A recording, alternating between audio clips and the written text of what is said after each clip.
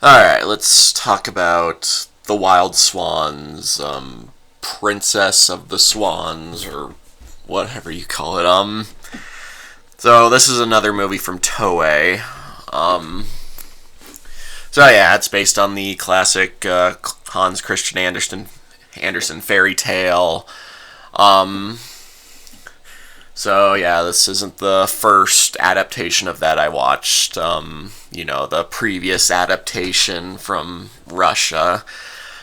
In hindsight, I might have been pretty harsh on that one, but I think, it was mainly because I've seen. A lot of people praise like the animation and style of that movie, but it wasn't anything that special to me compared to like some of the other Russian movies. I mean, okay, so yeah, I probably was kind of harsh on that in hindsight. Looking back, there are quite a few movies I've covered that I would probably say are worse. I don't know. I think it just had the right amount of things that didn't sit well with me, and a bunch of other things that just things that it lacked that kept it from standing out otherwise. Um, and also, I did cover the Seven Ravens, which I guess is like a different take on the same story. The adaptation I covered was from way back in the 30s. Um, so yeah, this is the third version of the story I've watched overall, even though it's only the second Wild Swans story. Anyway, but yeah, I'd say at the very least you could say the Russian version does have like a style to it that kind of helps it stand out a bit. Maybe not from the other Russian movies, but this version, there wasn't anything like offensively bad in this version. Probably the worst parts of it were some cheesy writing here and there, cheesy dialogue. Um, you know, let's see. But otherwise the animation's fine. Let's see. And the story takes some.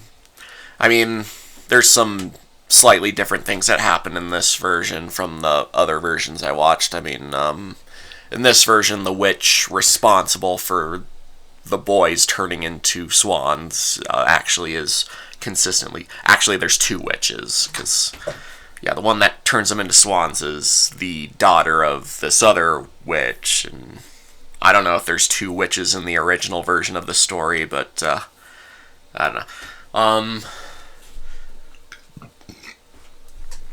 I mean, I'm trying to think if there's much else to say, though. I guess the tension of, the main girl getting executed when she's trying to work on that last sweater, that tension's still there. And yeah, you kind of feel for the characters, I guess. It still has the problem of, you don't distinguish the brothers. Like, they all look exactly the same, except, one's, the oldest one's the tallest. They vary in height, and I guess voice, and that's about it. But yeah, they don't even have names in this version, because, at one point, the girl literally refers to the youngest brother as youngest brother. So, yeah, she just calls him brother. But she has a name. Her name is Eliza. So, yeah, apparently the king, gave the girl a name, but, the boys, he's like, I don't know, you all look the same. So, yeah, they never give any of their names. That's becoming a bit of a pet peeve of mine with these Wild Swans adaptations. I hope one of these days I see a version that actually does make them distinguishable enough and gives them names that can distinguish them. Yeah, I'm sorry. But yeah, otherwise the animation was nice. The characters were all right. I mean, yeah, I guess there's well, I think mainly just the drama of the whole she gets accused of being a witch. Here it's because the evil actual witches poison the water, and they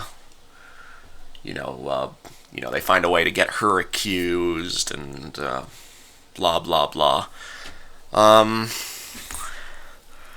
but yeah, I think this was all right.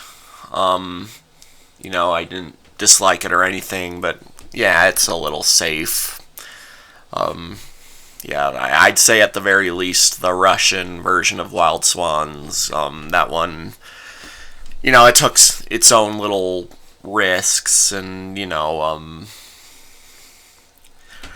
yeah, it has a bit more of an identity, whereas this kind of feels like somewhat of a poor man's follow up to that Little Mermaid movie I covered, not too long ago. I mean, yeah, right down to the princess, being silent, and while the prince, or I guess the king in this case, takes her into his castle and blah blah blah. But yeah, I don't have much to say otherwise. This was fine. I liked it okay. Probably not something I need to watch again. But yeah, for what it was, it's all right. I'm gonna give it a 6 out of 10. And I guess as usual, if there's anything else I feel I need to add, I'll put it in the comments. Feel free to check this out if you're interested. But yeah, no, there's probably better movies out there you could watch, even in terms of like Wild Swans adaptations. I mean, I wouldn't recommend the Russian one, I guess, but everyone else seems to disagree with me on that, so yeah, don't listen to me when I say that. Uh, but that's about all I have to say for now. So yeah, I can't find much to say overall. So yeah, mash it and smash it, signing off.